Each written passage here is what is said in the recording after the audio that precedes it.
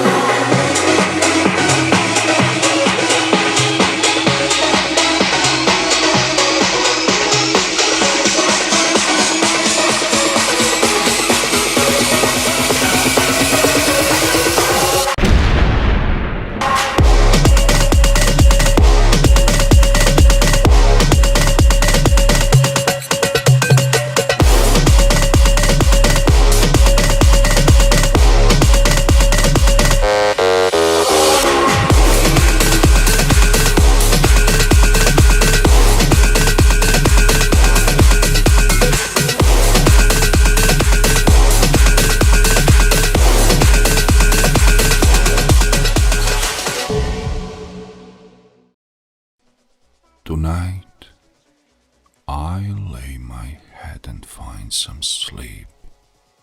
The warmth of my blankets will take me away, I hope. If not the shot of whiskey I had before, I will no longer be here, nor will I find myself there, without promise to be anywhere. As I drift into the heaviness my eyelids hold. Another night, a different place, where to next? Yet I ponder in this sleepy bliss, about a time, about a man, about another place that has never been close to where I am. Will this story visit my dreams today? Is this just a drunken man's tale? There was once a man, beaten down, lonesome and dissolute, his last bit of hope taken away by the love of his life. He'd given her his whole being, and she responded by taking away any hope he had of proving he was a man. So he decided to live by the bottle and not care about anyone else. His dreams spoke of nothing, because in his drunken stupor he could not even create the simplest of dreams. He had nothing to dream of anyway. His life was a blank stare, a never upon a time. As he flew to the nearest empty barrel behind the bar, the words, "Get out of here, you hopeless, good-for-nothing man," lingered in his ears. He hit his head, and for a second, just a second, everything came back to him in emotion like no other. He could see it. As red as the sun-kissing early morning sun that says hello.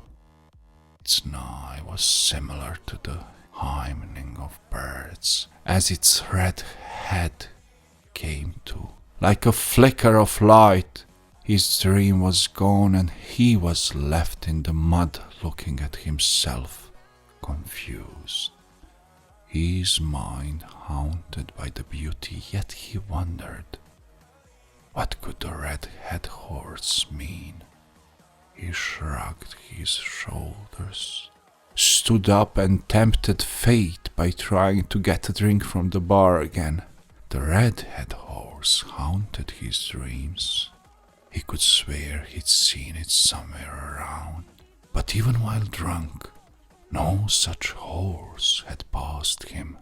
As he sat singing his songs, one merry night, a woman with a turban crossed his path.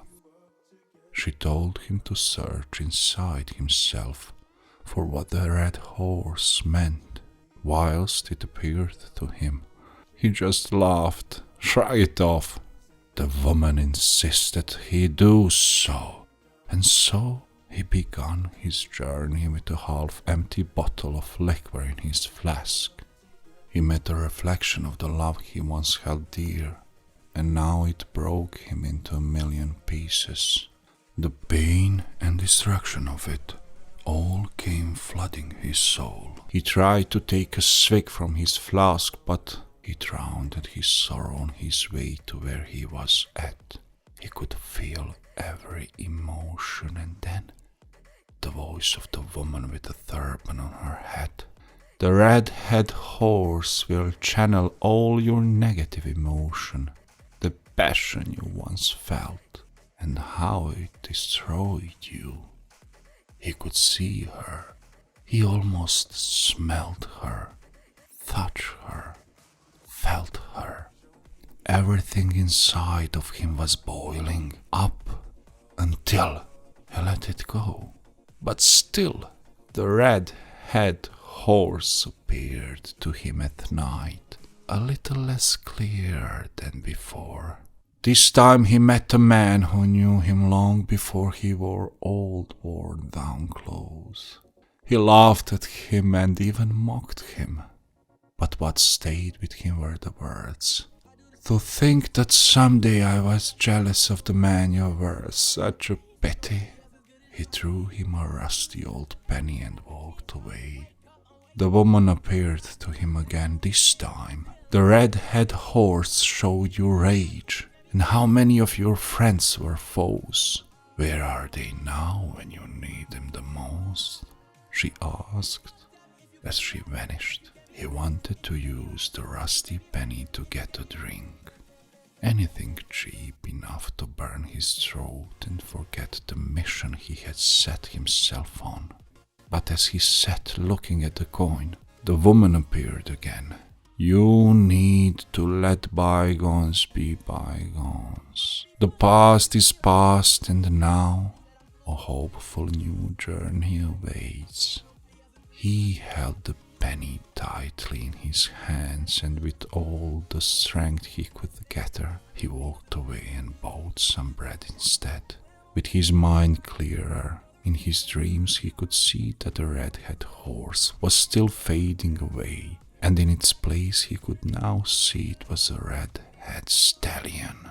As he enjoyed the bread's taste, but then he saw her, the girl who'd broken his heart and left in a million pieces. She looked pale and in deep agony. He wanted to run, but she grabbed him before he could and welcomed him into her little run-down shack. She offered him a bath and a change of clothes.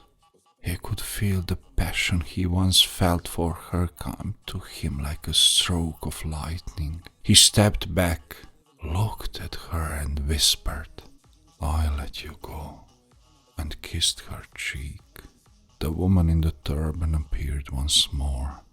Love thyself, for only self-love can save you from the pit you've dug yourself in.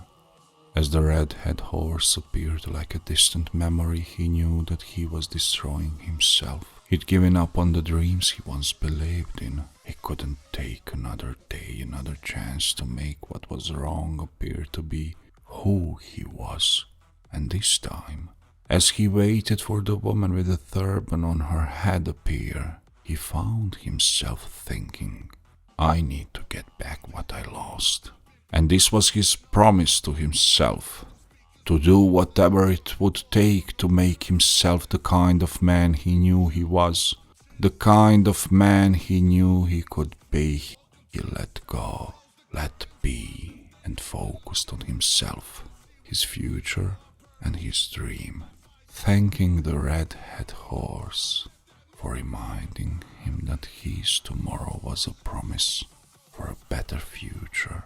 And now as I lay in my bed, learning from the man and his red-headed horse, he knew the negative emotions bottled up inside him would only destroy the positive he'd hoped to keep alive.